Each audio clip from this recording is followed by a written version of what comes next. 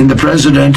And I hear you have a strong leader in Ethiopia too. I don't know him as harka fuuni akkam jirtan kabajamtoota hordoftoota maatii lammii miidiyaa nagaa fi salaamni keenya bakka jirtan maratti isin dhaqqabu yarraa mooteeffannoo addaa keessumattuu haala yeroo irratti hundaa'uudhaan isin biraan ga'uuf tartiiba galfanne keessa dubbii pirezidaantiin Ameerikaa Doonaald Tiraamp muummee ministeera Itoophiyaa Dr. Abiy Ahmed nama cimaadha jechuun dubbatee fi pirezidaantiin Masrii Abdul Fattah al-Siisiin haasawa pirezidaantii Ameerikaa Doonaald Tiraamp taasiseef deebii kenne. Pirezidaantiin Ameerikaa Doonaald Tiraamp hidha haaromsa guddicha Itoophiyaa nutu baasii uwwise jechuudhaan dubbatee fi Abdul Fattah al-Siisiidhaa fi Dr. Abiy Ahmed fuulaa fi fuulaan walittiin isin fite jechuudhaan haasawa taasise mara isin biraan ga'uudhaaf wal duraa duubaan qindeessineeti jirra. Hanga dhumaa sagantaa odeeffannoo teenyaatti nu hordofan afirra teenya amma kallattumaan gama odeeffannoo teenya guyyaa irraa qopheeffannetti isin dabarsina. Pirezidaantiin Ameerikaa Doonaald Tiraamp Itoophiyaa keessatti hoogganaan cimaan akka jiru nan dhagaa jechuudhaan pirezidaantii Masrii Abdul Fattah al-Siisiitti waan dubbate qaba. Pirezidaantiin Ameerikaa Doonaald Tiraamp waldhabdee Itoophiyaa fi Masriin hidha haaromsa Itoophiyaa guddicha irratti uumamteef manguddummaa seenuun Itoophiyaa fi Masrii gidduutti nagaa buusuuf yaada dhiyeessuun ni yaadatama. Dhiyeenya kana pirezidaantiin Ameerikaa Doonaald Tiraamp fi pirezidaantiin Masrii Abdul Fattah al-Siisiin konferensii diinagdee addunyaa irratti Siwiizerlaandii taa'amaa jirtu irratti wal arguun waa'ee waldhabdee Itoophiyaa fi Masrii gidduu jiru akka furamu waliin dubbachuun dhaga'ame. Tiraamp fi Abdul Fattah al-Siisiin barii sa'aatii muraasaaf waliin taasisaniin Abdul Fattah al-Siisiin Itoophiyaan bishaan Abbayyaa akka qodduuf pirezidaantii Ameerikaa Doonaald Tiraamp gaafate. Pirezidaantiin Ameerikaa Doonaald Tiraamp kanaan dura xalayaa pirezidaantii Masrii Abdul Fattah al-Siisiif erguun ni yaadatama. Xalayaa erga keessatti illee Tiraamp yaada Masrii deeggaruu agarsiise. Kana malees miidiyaa isaa Tiras Sooshaal irratti barruu maxxanseen illee Itoophiyaan hidha bishaan guddaa Abbayyaa hiite Masrii wajjin akka qooddattu akkasumas biyyoota yaa bishaan kanaan keessa jiraniif humna ifaa akka qooddu jechuudhaan katabuun ni yaadatama. Masriilleen Tiraamp deeggarsa isaanitti agarsiiseef Abdul Fattah al-Siisiin Tiraamp galatoonfatee jira. Ta'ullee garuu dhiyeenya kana Abdul Fattah al-Siisiin pirezidaantii Ameerikaa Doonaald Tiraamp waltajjii diinagdee idil addunyaa Daavoositti taa'amaa jirtu irratti wal arguudhaan waa'ee waldhabdee Itoophiyaa fi Masrii marii taasisan keessatti pirezidaantiin Ameerikaa akkas jechuudhaan dubbate. Pirezidaantiin Masrii Abdul Fattah al-Siisiitti ka dubbate keessa ani hangaan si beeku Dr. Abiy Ahmed hin beeku. Ta'ullee garuu Dr. Abiy Ahmed nama cimaadha. Itoophiyaa keessa hoogganaan cimaan akka jiru nan dhaga'a. Ani lamaan keessa walitti fiduu ni yaala jechuudhaan dubbate. Kanaanis pirezidaantiin Ameerikaa Doonaald Tiraamp ministeera muummee Itoophiyaa Dr. Abiy Ahmed fi pirezidaantii Masrii Abdul Fattah al-Siisii walitti fiduu akka barbaadu ibseeti jira. Tiraamp hooggantoota lamaan walitti fiduun waldhabdee Itoophiyaa fi Masrii jidduu hidha haaromsa guddicha irratti uumame furuuf waliigaltee biyyoota lameen jidduutti uumuu akka barbaadu illee dubbate. Kana malees pirezidaantiin Ameerikaa kun marii pirezidaantii Masrii Abdul Fattah al-Siisii wajjin taasiseen alatti illee haasawa waltajjii diinagdee idil addunyaa Daavoositti taa'amte irratti taasiseen yeroo waldhabdee Itoophiyaa fi Masrii kaasu akkas jechuudhaan dubbate.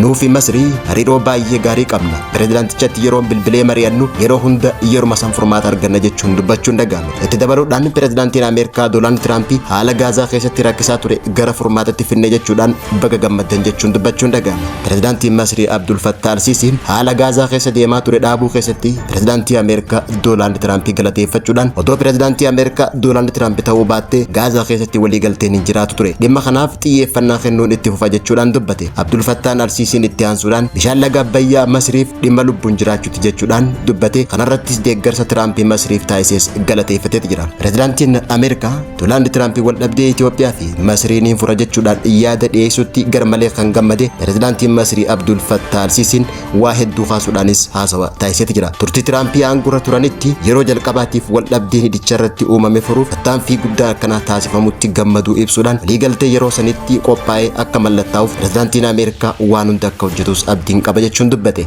Pirezidaantiin Tiraamp hidha haaromsa guddicha Itoophiyaa hidhaalee gurguddoo addunyaa keessaa tokko ta'uu himee baasii ijaarsa uwwifneeti jirra jechuudhaan dubbate. Pirezidaantiin Ameerikaa baasii ijaarsa laga Abbayyaa uwwifnee jirra jechuudhaan dubbachuu ka'ee galee amma qofa odoon taane eega hidhaan kun xumuramee eebbifame irraa kaasee bishaan kun akka hidhamuuf baasii hundanuutu uwwise jechuudhaan dubbachuu bubbuleeti jira. Ta'ullee garuu waajjira qindeessaa hidhichaatti yeroo sanitti pirezidaantichaaf deebii kan kenname hoggaa ta'u hidhichi maallaqaa fi dafqa uummata Itoophiyaatiin akka ijaaramee cimsee dubbachuun ni yaadatama.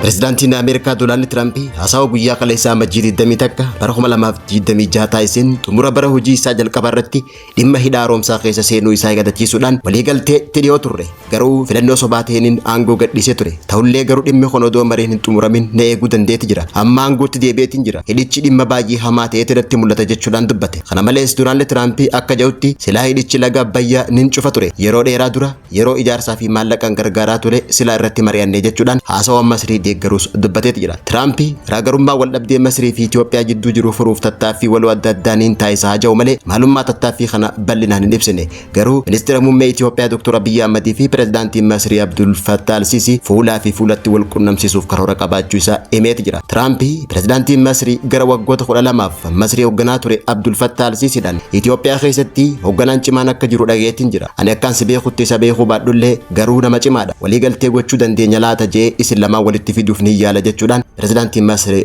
Abdul Fattah al-Sisitti himeeti jira.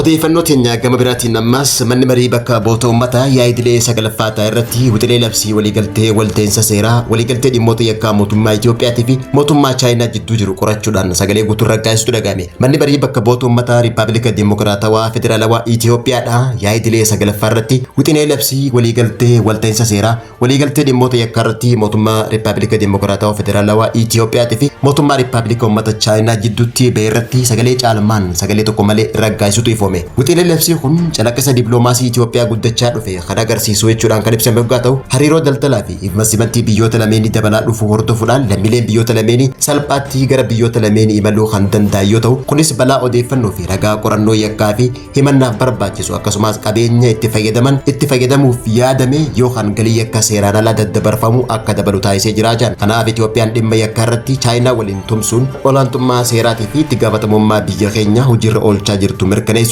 ragaa fi odeeffannoo yakka adda addaa wal jijjiiruun haala shakkamtoonnii fi yakkamtoonni adabbii jalaa hin baane uumuun kan barbaachisu ta'uu ibsameet jira. Haaluma kanaan manni marichaa wixinee labsii waliigaltee walta'insa seeraa waliigaltee dhimmoota yakkaa ilaalchisee mootummaa Federaalawaa Dimokiraatawaa Riippaabilika Itoophiyaatii fi mootummaa Riippaabilika Chaayinaa jidduutti dhiyaate ilaalchisee gabaasaa fi murtee horeen dhaabbii dhimma seeraa fi haqaa dhiyeesse qorachuun wixinee tana raggaasisuun ifame.